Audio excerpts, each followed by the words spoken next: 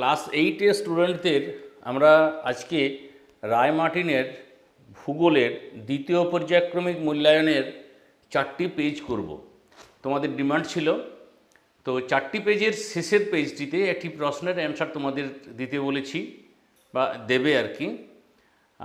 Next হচ্ছে যে আমরা পরবর্তী দিনগুলোতে এর আর 4টে পেজ আছে, 4টে পেজ কোশ্চেন নেব এবং বেশ কিছু 2 নম্বরের যেগুলো রিপিটেশন হবে না, 2 নম্বরের প্রশ্নের অ্যান্সারগুলো আমরা করে দেব।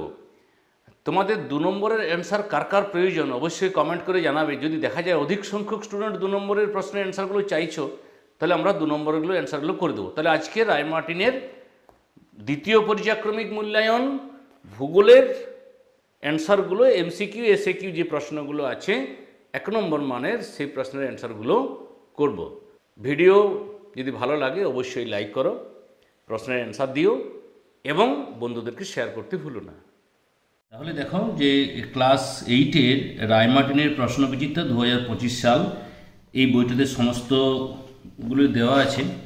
তো আমরা যেহেতু ভূগোলের পার্টটিতে করব, সেই জন্যে আমরা পেজ নম্বর প্রথমেই দেখে নিয়েছি। পেজ নম্বর সরাসরি চলে যাচ্ছি, যেখানে দ্বিতীয় পর্যায়ক্রমিক মূল্যায়ন অংশটা রয়েছে। তোমাদের প্রথমে বলে নিই যে এখানে কিন্তু সমস্ত প্রশ্নের অ্যান্সারগুলো কিন্তু করা আছে, তাই এই অংশটা করছি না। যে অংশ থেকে করা নেই সেই অংশ থেকে করছি। তাই প্রথমেই আমরা বরানগর রামকৃষ্ণ মিশন আশ্রম হাই স্কুল এইচএস 8টার প্রশ্নটা দেখব আর কি, বা করব। মানে আজকে মূলত আমরা সমস্ত শর্ট প্রশ্নের অ্যান্সারগুলো করছি, আর একটা দিন 2 নম্বর প্রশ্নের অ্যান্সারগুলো করবো। আজকে পরপর 4টা পেজ করব। এখানে যে কোশ্চেন প্যাটার্ন দেওয়া আছে স্কুলে কিন্তু এই অনুযায়ী কোশ্চেন অনুযায়ী হবে, তার কোনো মানে নেই, এটা নিজেদের মতো ওরা করেছে। তাহলে প্রথমেই আমরা দেখো, যেটা বইয়ে লেখা যাবে সেটা বইয়ে লিখবো, যেখানে বইয়ে লেখা যাবে না সেটা আমি কাগজে লিখব। পৃথিবীর আবর্তনের জন্য যে বল কোনো বস্তুর দিক বিক্ষেপ ঘটায় তাকে বলে হচ্ছে এটা হচ্ছে কোরিওলিস বল। কোরিওলিস বল। সূর্যের আলো মকরক্রান্তি রেখার উপর লম্বভাবে কবে পড়ে? না 22 ডিসেম্বর। ঘূর্ণবাতের কেন্দ্রে যেখানে বায়ুচাপ সবথেকে কম সেই অংশে, অ্যাকচুয়ালি এই প্রশ্নটা মনে হচ্ছে বলতে চেয়েছে ক্রান্তীয় শক্তিশালী ঘূর্ণবাত, সেটা হচ্ছে ঝড়ের চক্ষু। প্রশ্নটার ক্লিয়ারিটি নেই বলে অ্যান্সারটা করতে অসুবিধা হচ্ছে। পারানা এবং প্যারাগুয়ে এই দুটো নদী মিলিত হয়েছে, এই প্রশ্নটা তোমাদের বইয়ে কিন্তু নেই। এই শহরটা হচ্ছে কোরিয়েন্তিস। কোরিয়েন্তিস। দক্ষিণ আমেরিকার পশ্চিমের জলবায়ু শীতল হওয়ার মূল কারণ হচ্ছে, তাহলে এখানে নিশ্চয়ই শীতল কোনো স্রোত প্রবাহিত, শীতল সমুদ্র স্রোত, সেটা হচ্ছে শীতল পেরু স্রোত। এরপরে এখানে 10টা প্রশ্ন আছে।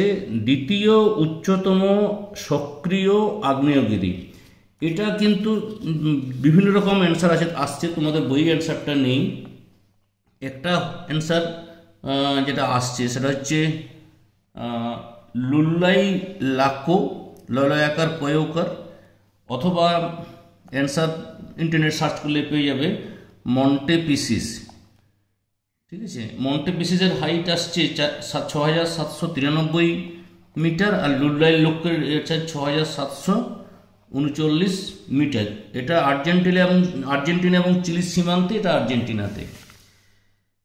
তারপরে 2 প্রশ্ন, জাপুরে কার উপনদী? ওরিনোকো। আমাজন অববাহিকার ক্ষেত্রফল কত? না 70.5 লক্ষ বর্গ কিমি। গোধূলি অঞ্চল দেখা যায় কোন ধরনের অরণ্যে? এটা সেলভা বা ক্রান্তীয় বৃষ্টি অরণ্য। সব তো লিখছি না, তাহলে মুখে যেটা বলছি সেটা শুনে নেবে, সেলভা বা ক্রান্তীয় বৃষ্টি অরণ্য। সমগ্র পম্পাস অঞ্চলটি কোন দিকে ঢালু? না এটা হচ্ছে পূর্ব দিকে ঢালু। পৃথিবীর শ্রেষ্ঠ গম রপ্তানিকারক দেশ হচ্ছে আর্জেন্টিনা। সবচেয়ে বেশি উঁচু মেঘের গড় নিম্নতম উচ্চতা কত? না 20,000 ফুট। মেঘের জলকণার ব্যাস কত? 0.02 মিলিমিটার। শীতল পার্বত্য বায়ুর অপর নাম কি? না ক্যাটাবেটিক বায়ু।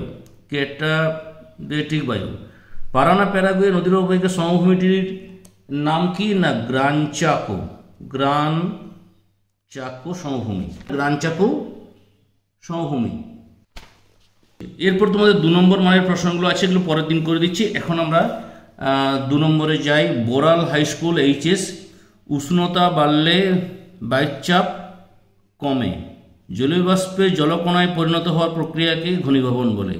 পৃথিবীর বৃহত্তম স্বাদু জলের হ্রদ সুপিরিয়র। পৃথিবীর উচ্চতম হ্রদ টিটিকাকা। ঘূর্ণবাতের বায়ু উত্তর গোলার্ধে ঘড়ির কাঁটার বিপরীতে। তারপর ড্যাশ অঞ্চলে নিয়মিত পরিচালন বৃষ্টিপাত হয়। উত্তর হচ্ছে নিরক্ষীয়।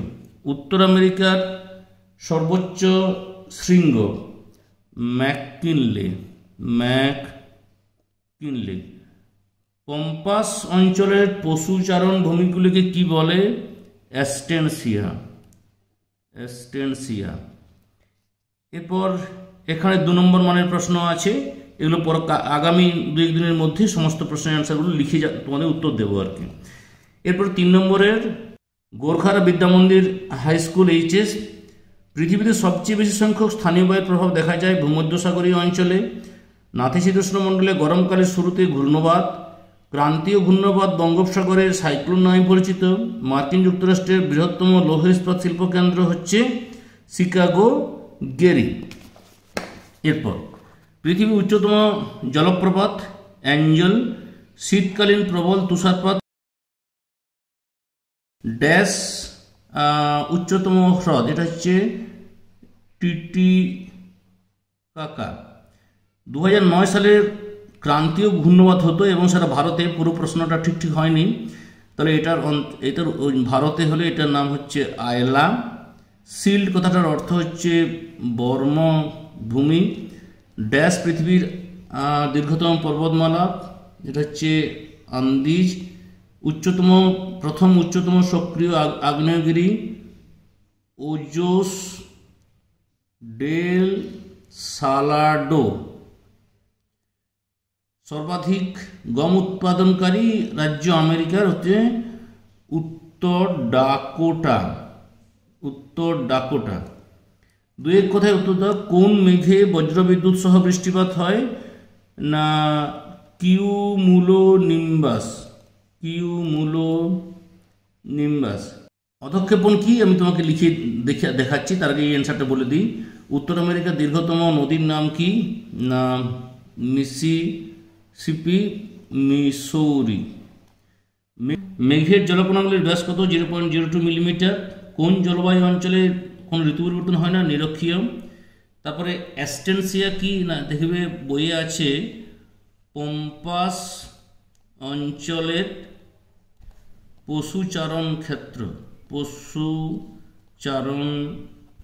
তাহলে অধক্ষেপণ কি? এটা থেকে আমরা লিখে দেখাই।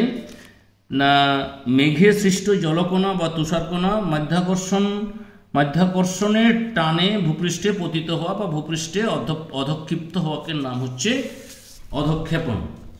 এরপর আমরা স্তম্ভ মেলাবো। তাহলে বাফেলো বৃহত্তম ময়দা কেন্দ্র। শিকাগো নিচে জানো যে পৃথিবীর কসাইখানা। গেরি এটা হচ্ছে লৌহ ইস্পাত শিল্প কেন্দ্র। ডেট্রয়েট এটা হচ্ছে মোটরগাড়ি নির্মাণ কেন্দ্র। উইসকনসিন ডেয়ারি শিল্পের প্রধান কেন্দ্র। এরপর এখানে 2 নম্বর মানের প্রশ্নগুলো আছে, কালকে হচ্ছে। আজকে আমাদের এটাই শেষ হবে যাদবপুর বিদ্যাপীঠের প্রশ্নটি দিয়ে। উত্তর পূর্ব দক্ষিণ পূর্ব আয়নবার মিলিত অঞ্চল নাম হচ্ছে ITCZ। বাংলায় আন্তঃক্রান্তীয় অন্তর্ধিতি অঞ্চল। লিবিয়ায় উষ্ণ ধূলিপূর্ণ বায়ু, এটা 2টো নাম তোমরা বলতে পারো। মূল এটার নাম হচ্ছে সিরক্কো, যখন ওখানে যায় তখন হচ্ছে ঘিবলি। ড্যাশ বায়ুকে মৌসুমি মানে সমুদ্র বায়ুর সংস্করণ বলা হয়, এটা হচ্ছে উত্তর হচ্ছে মৌসুমি। ড্যাশ মেঘ বাম্পি ক্লাউডেড, সবাই জানো নিশ্চয়ই।